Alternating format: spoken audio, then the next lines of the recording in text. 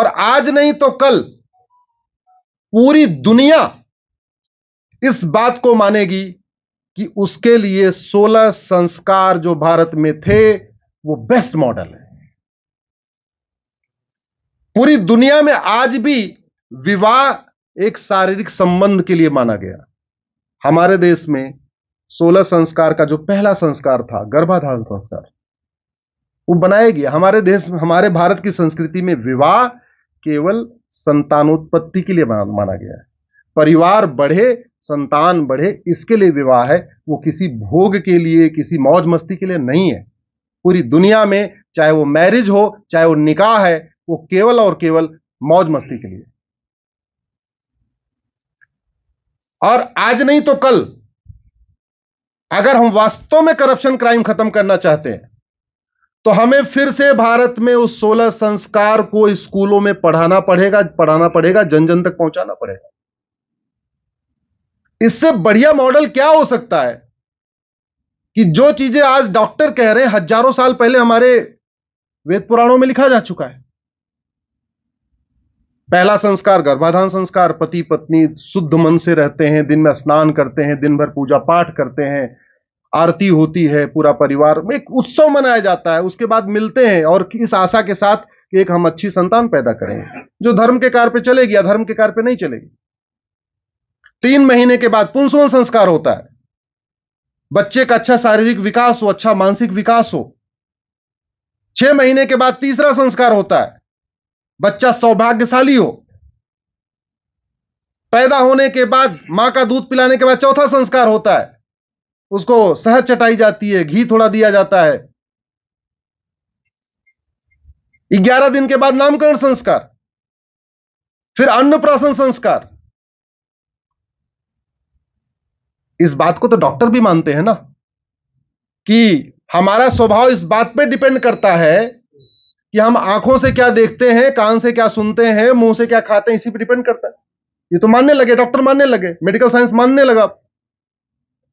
अब डॉक्टर ये भी मानने लगे कि बच्चे का व्यवहार इस बात पे डिपेंड करता है कि पेट में रहने के दौरान मां ने क्या किया था।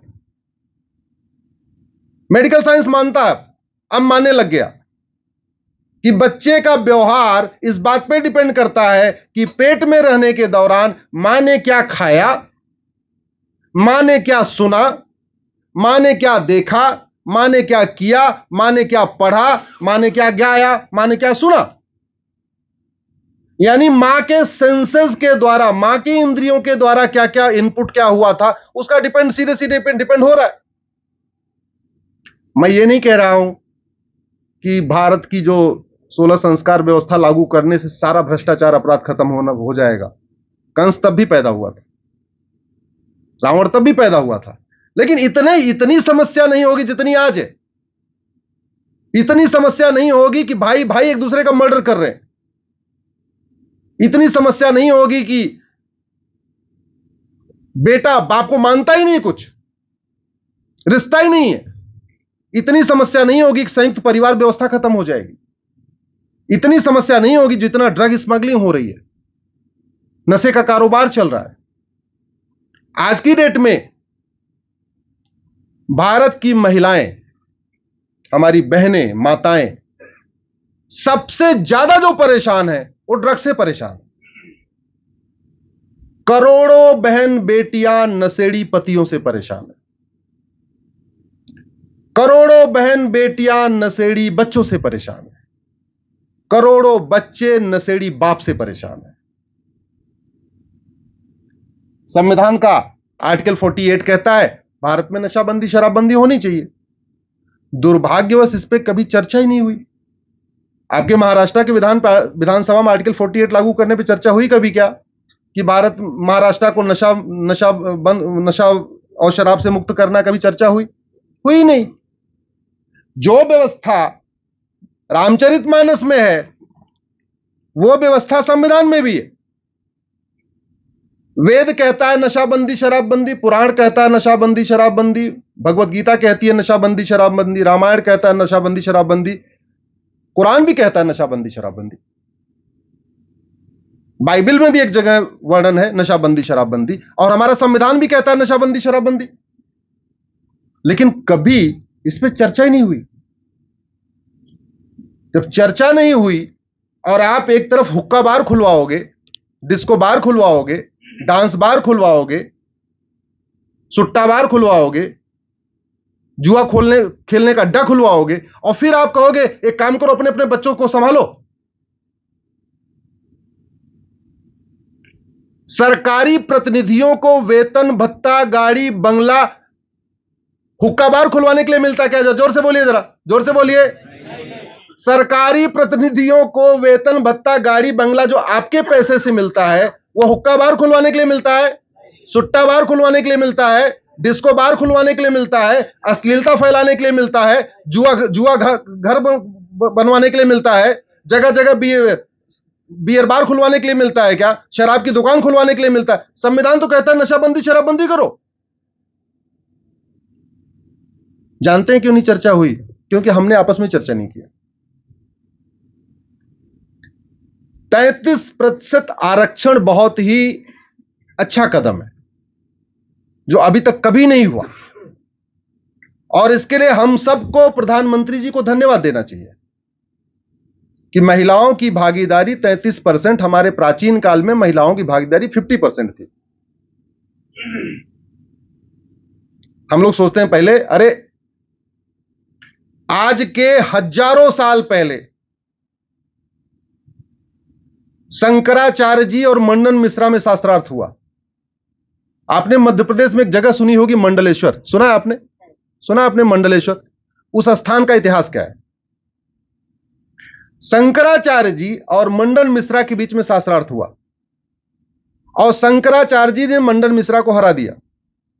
मंडन मिश्रा की पत्नी ने बोला, आपने मेरे पति को हराया है, अभी मैं हूं, आओ हमसे शास्त्रार्थ करिए आप। मंडन मिश्रा की पत्नी ने शंकराचार्य जी को हरा दिया। कल्पना कर सकते हैं आप? सोचिए, चारों वेदों का ज्ञाता, 18 पुराणों का ज्ञाता, द्वैत अद्वैत का ज्ञाता, सब कुछ जानने वाले शंकराचार्य जी को मंडन मिश्रा जी की पत्नी ने हराया। शंकराचार्य जी ने बोला, मुझे बहन 6 महीने का टाइम दो, तुम्हारे इस सवाल का जवाब मैं 6 महीने बाद दूंगा। शंकराचार्य जी ने 6 महीने फिर पढ़ाई किया, और वो पढ़ाई जाके किया ओंकारेश्वर में, जहां शंकराचार्य जी की भव्य मूर्ति स्थापित हो रही 108 फीट की, पता होगा आप लोगों को। वो ओंकारेश्वर और मंडलेश्वर के बीच में 70-80 किलोमीटर की दूरी है। वहां 6 महीने पढ़ के शंकराचार्य जी फिर मंडलेश्वर आए, उसी नर्मदा नदी किनारे आए, फिर शास्त्रार्थ हुआ, फिर उन्होंने जवाब दिया। लेकिन मंडन मिश्रा जी अपनी हार से इतने व्यथित थे कि उन्होंने संन्यास ले लिया, और वो मंडन मिश्रा जी के नाम पे ही उस स्थान का नाम मंडलेश्वर हो गया। याज्ञवल्क्य और गार्गी के बीच में हजारों साल पहले शास्त्रार्थ हुआ, सैकड़ों साल पहले शास्त्रार्थ हुआ। कैकेय नरेश की सेना जब हार रही थी रावण से, कैकेय को हम पेशावर कहते हैं, जिसको पाकिस्तान कहते हैं, राजा भरत का ननिहाल है वो। कैकेय नरेश की सेना हार रही थी, सेनापति मार दिया गया, तो रानी कैकेयी ने सेनापति का काम किया। अगर उनको अस्त्र और शस्त्र चलाना नहीं आता तो पूरी सेना कैसे लीड करने लग गई हो? इसका मतलब प्राचीन काल में हमारी बेटियों को केवल शास्त्र की शिक्षा नहीं मिलती थी, बल्कि शस्त्र की शिक्षा मिलती थी। ये तो बीच में बहुत सारा गुलामी का समय था, जिससे हमारी संस्कृति कमजोर हो गई, बहुत सारी चीजें कमजोर हो गई। और भारतीय संस्कृति आप देखिए, मैं बार बार क्यों कहता हूं भारत की संस्कृति का प्रचार प्रसार करना आवश्यक है। प्राचीन जितने भी राज्य हैं, कोई भी राज्य किसी राजकुमार के नाम पे नहीं है। जितने भी राज्य हैं वो राजकुमारियों के नाम पे हैं। ये आपको कल्चर अरब में या यूरोप या अमेरिका में नहीं मिलेगा। कौशल राज्य, राजकुमारी का नाम कौशल्या। सौमित्र राज्य, राजकुमारी सुमित्रा। जनक जानकी। गंधार गांधारी। कैकेय कैकेयी। ये तुम्हारे देश में कल्चर था। पूरी दुनिया में किसी भी देश को माता नहीं कहते, भारत छोड़ के। देश को या तो पिता कहते हैं, फादर कहते हैं, या तो कुछ नहीं कहते हैं। यूरोप में देश को फादर कहा जाता है। भारत इकलौता ऐसा देश है जहां भारत को, देश को क्या कहते हैं? माता। आप किसी और रिलीजन को बताइए, दुनिया में 1100 रिलीजन है जहां महिलाओं की पूजा होती हो। है कोई और रिलीजन आपके ध्यान में? सोचना, आप गूगल करके देख लेना।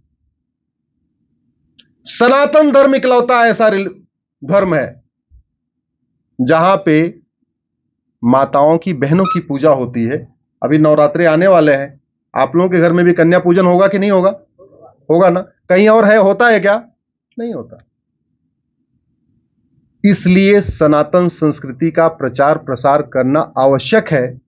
जहां जहां सनातन संस्कृति घटी है, वहां वहां बहन बेटियों पे अत्याचार बढ़ा है।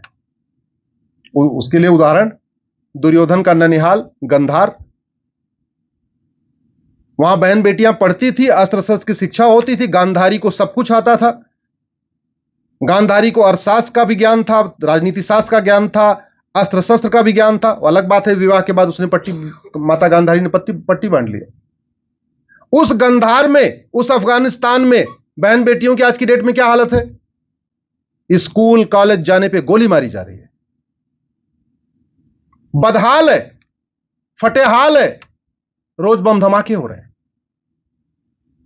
भरत का ननिहाल कैके, जहां से माता कैके ही आई थी, शांत था, समृद्ध था, खुशहाल था। बहन बेटियों को समानता का अधिकार था। समानता नहीं बल्कि ज्यादा अधिकार था।